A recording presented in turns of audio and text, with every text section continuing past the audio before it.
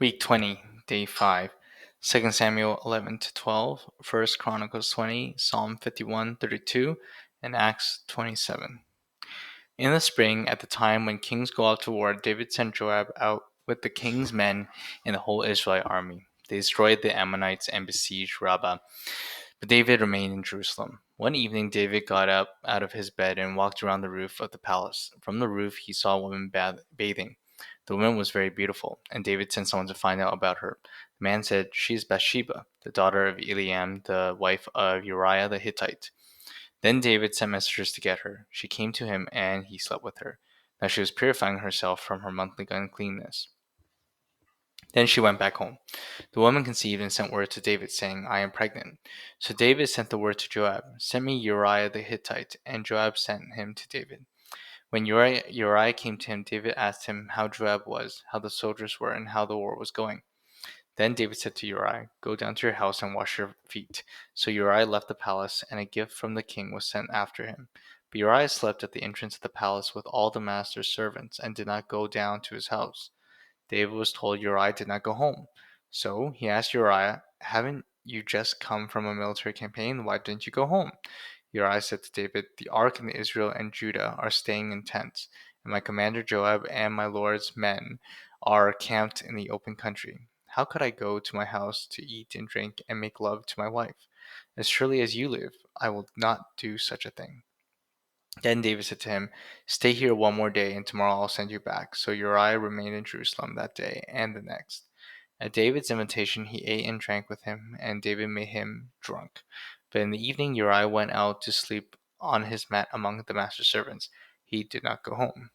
In the morning, David wrote a letter to Joab and sent it to Uriah. In it, he wrote, "Put Uriah out in the front where the fighting is the fiercest, then withdraw from him so that he will be struck down and die." So while Joab had the city under siege, he put Uriah at a place where he knew the strongest defenders were. When the men of the city came out and fought against Joab, some of the men in David's army fell. Moreover, Uriah the Hittite died. Joab sent David a full account of the battle. He instructed the messenger, "When you have finished giving the king the account of the battle, the king's anger may flare up, and he may ask you, 'Why did you get so close to the city to fight? Didn't you know that they would shoot arrows from the wall? Who killed Abimelech son of Jerub Besheth? Didn't a woman drop an upper millstone on him from the wall so that he died in Tebez? Why did you get so close to the wall?' If he asks you this, then say to him, 'Moreover, your servant Uriah the Hittite is dead.'" The messenger set out, and when he arrived, he told David everything Joab had sent him to say. The messenger said to David, "The men overpowered us and came out against us in the open, but we drove them back to the entrance of the city gate. When the archers shot arrows at your servants from the wall, and some of the king's men died. Moreover, your servant Uriah the Hittite died." David told the messenger, "Say this to Joab: Don't let this upset you. The sword devours one as well as another. Press the attack against the city and destroy it." Say this to encourage Joab. When Uriah's wife heard that her husband was dead, she mourned for him. After the time of mourning was over, David had her brought to his house, and she became his wife and bore him a son. The thing David had done displeased the Lord. The Lord sent Nathan to David. When he came to him, he said, "There are two men in a certain town, one rich and the other poor. The rich man had a very large number of sheep and cattle, but the poor man had nothing except one little ewe lamb he had bought. He raised it, and it grew up with him and his children. It shared his food and drank from his cup and even slept in his arms. It was like a daughter to him. Now a traveler came to a rich man, but the rich man refrained from taking one of his own sheep or cattle to prepare a meal for the traveler who had come to him.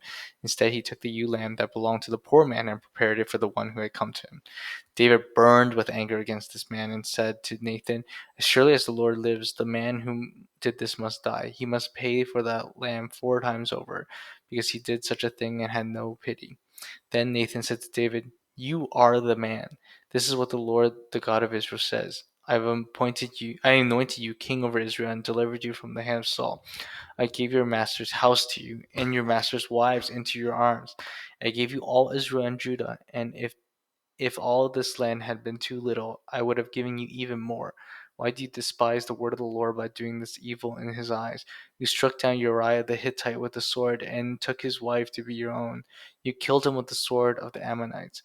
Now therefore the sword will never depart from your house, because you despised me and took the wife of Uriah the Hittite to be your own.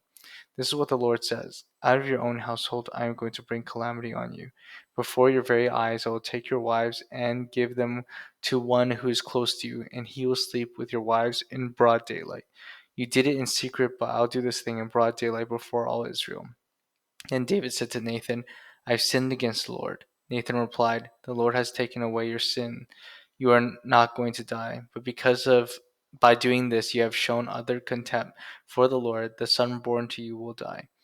After Nathan had gone home, the Lord struck the child that Uriah's wife had borne to David, and he became ill. David pleaded with God for the child. He fasted and spent nights lying in sackcloth on the ground. The elders of his household stood beside him to get him up from the ground. He refused, and he would not eat any food with them. On the seventh day, the child died. David's attendants were afraid to tell him that the child was dead, for they thought, while the child was still living, he wouldn't listen to us when we spoke to him. How can we now tell him that the child is dead? He may do something desperate. David noticed that his attendants were whispering among themselves, and he realized the child was dead. Is the child dead? He asked. Yes, they replied, he is dead. Then David got up from the ground. After he had washed, put on lotions, and changed his clothes, he went into the house of the Lord and worshipped. Then he went back to his own house, and at his request they served him food, and he ate. His attendants asked him, why are you acting this way? While the child was alive, you fasted and wept, but now the child is dead, you get up and eat.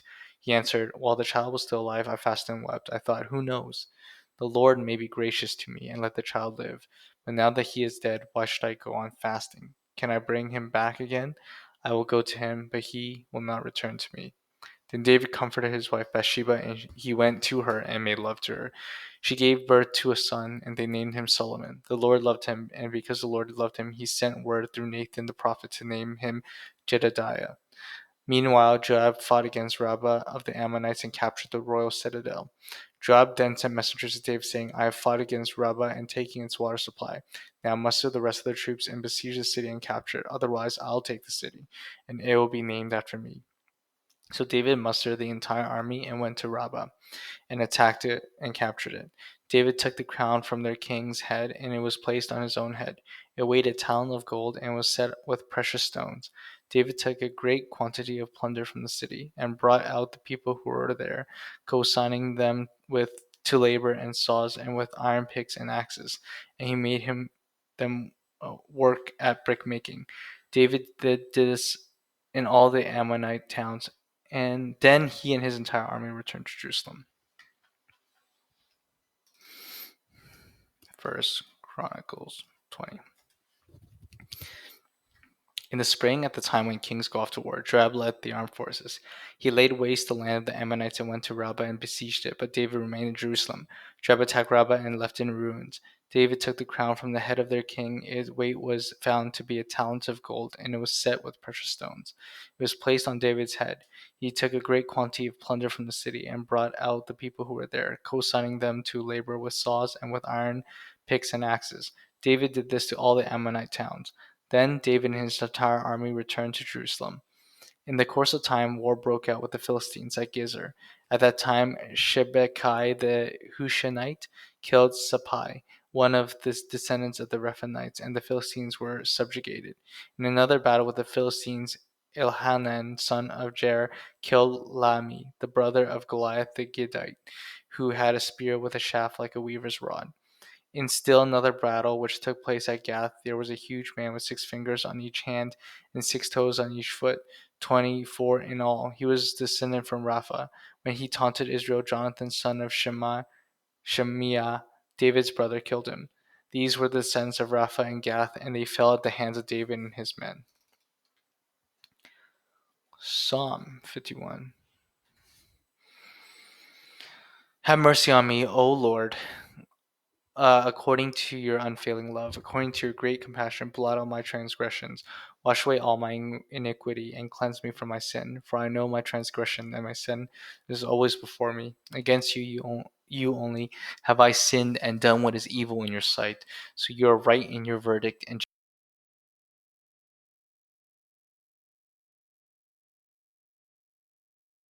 even in the womb. You taught me wisdom in that secret place. Cleanse me with the hyssop, and I will be clean. Wash me, and I will be whiter than snow. Let me hear joy and gladness. Let the bones you have crushed rejoice. Hide your face from my sins and blot out all my iniquity. Create in me a pure heart, O God, and renew a steadfast spirit within me. Do not cast me from your presence or take your Holy Spirit from me. Restore to me the joy of your salvation. Grant me a willing spirit to sustain me. Then I will teach transgressors their ways, so that sinners will turn back to you. Deliver me from the guilt of bloodshed, O God. You who are God, my Savior, and my tongue will sing of your righteousness. Open my lips, Lord, and my mouth will declare your praise. You do not delight in sacrifice, or I would bring it. You do not pleasure in burnt offerings. My sacrifice, O God, is a broken spirit, a broken and contrite heart. You, God, will not despise. May it please you to prosper Zion, to build up the walls of Jerusalem. Then you'll delight in the sacrifices of the righteous, in burnt offerings offered whole. Then bowls will be offered on your altar. Psalm 32. Blessed is the one whose transgressions are forgiven, whose sins are covered. Blessed is the one whose sins the Lord does not count against them, and in whose spirit is not no deceit. When I kept silent, my bones wasted away through my groaning all day long, for day and night your hand was heavy on me. My strength was sapped as in the heat of summer. Then I acknowledged my spirit in you, and did not cover my iniquity. I said, I will confess my transgressions to the Lord, and you forgave this guilt of my sin. Therefore, let all the faithful pray to you while you may be found. Surely the rising of the mighty waters will not reach them. You are my hiding place. You will protect me from trouble and surround me with the songs of deliverance. I will instruct you and teach you in the way you should go.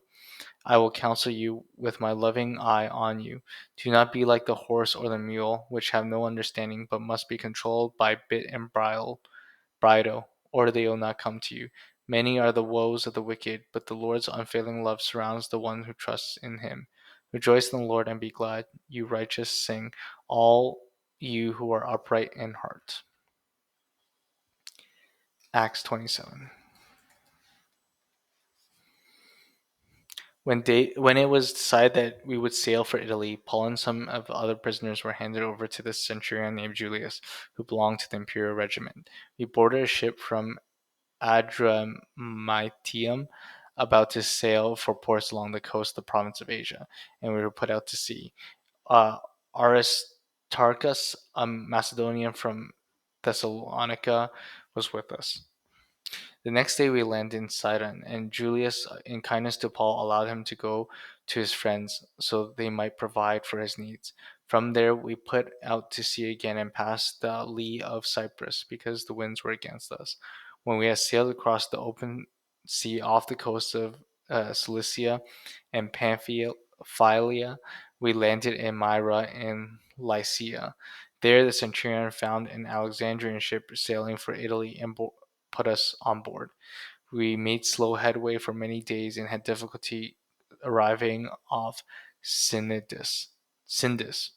When the wind did not allow us to hold our course, we sailed to the lee of Crete, opposite of Salmone. We moved along the coast with difficulty and came to a place called Fair Havens, near the town of Lasea. Much time had been lost, and sailing had already become dangerous because by now it was after the Day of Atonement. So Paul warned them, Men, I see that our voyage is going to be disastrous. It will bring loss to ship and cargo and our own lives also. But the centurion, instead of listening to what Paul had said, followed the advice of the pilots and of the owner of the ship. Since the harbor was unstable in the winter in, the majority decided that we should sail on, hoping to reach Phoenix and winter there. This was a harbor in Crete facing both southwest and northwest.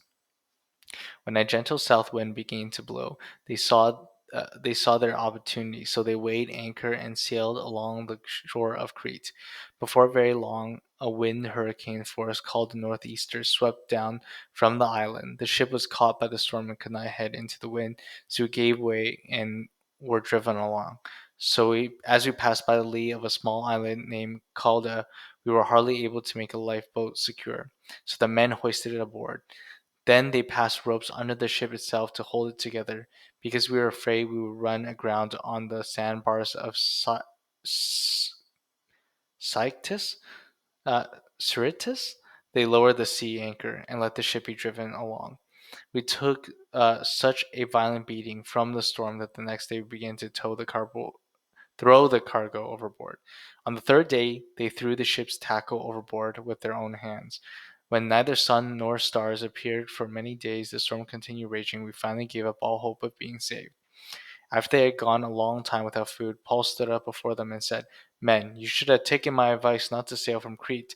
Then you would have spared yourself this damage and loss. But now I urge you to keep up your courage, because not one of you will be lost, only the ship will be destroyed. Last night an angel of God, to whom I belong and whom I serve, stood beside me and said, 'Do not be afraid, Paul. You must stand trial before Caesar, and God has graciously given you the lives of all those who sail with you. So keep up your courage, men, for I have faith in God, and it will happen just as he told me. Nevertheless, we must run aground on some island.'" On the 14th night, we were still being driven across the Adriatic Sea. When about midnight the sailors sensed that they were approaching land. They took soundings and found that the water was 120 feet deep. A short time later they took soundings again and found it was 90 feet deep. Fearing that we might be dashed against the rocks, they dropped 4 anchors from the stern and prayed for daylight. In an attempt to escape from the ship, the sailors left the lifeboats down into the sea, pretending they were going to lower some anchors from the boat. Then Paul said to the centurion and the soldiers, "Unless these men stay with the ship, we cannot be saved." So the soldiers cut the ropes that held the lifeboats and let it drift away. Just before dawn, Paul urged them all to eat. "For the last 14 days," he said, "you have been in constant suspense and have gone without food. You have not eaten anything. Now I urge you to take some food. You need it to survive. Not one of you will lose a single hair from his head." After he said this, he took some bread and gave thanks to God in front of them all. Then he broke it and began to eat. They were all encouraged and ate some food themselves. Altogether, there were 276 of us on board. When they had eaten as much as they wanted, they lightened the ship by throwing the grain into the sea. When daylight came, they did not recognize land, but they saw a bay with a sandy beach where they decided to run the ship aground if they could. Cutting loose the anchors, they left them in the sea and at the same time untied the ropes that held the rudders. Then they hoisted the foresail to the wind and made for the beach. But the ship struck a sandbar and ran aground. The bow struck fast and would not move, but the stern was broken to pieces by the pounding of the surf. The soldiers planned to kill the prisoners to prevent any of them from swimming away and escaping, but the centurion wanted to spare Paul's life and kept them from carrying out their plan. He ordered those who could swim to jump overboard first and get to land. The rest were to get there on planks or other pieces of the ship. In this way, everyone reached the land safely.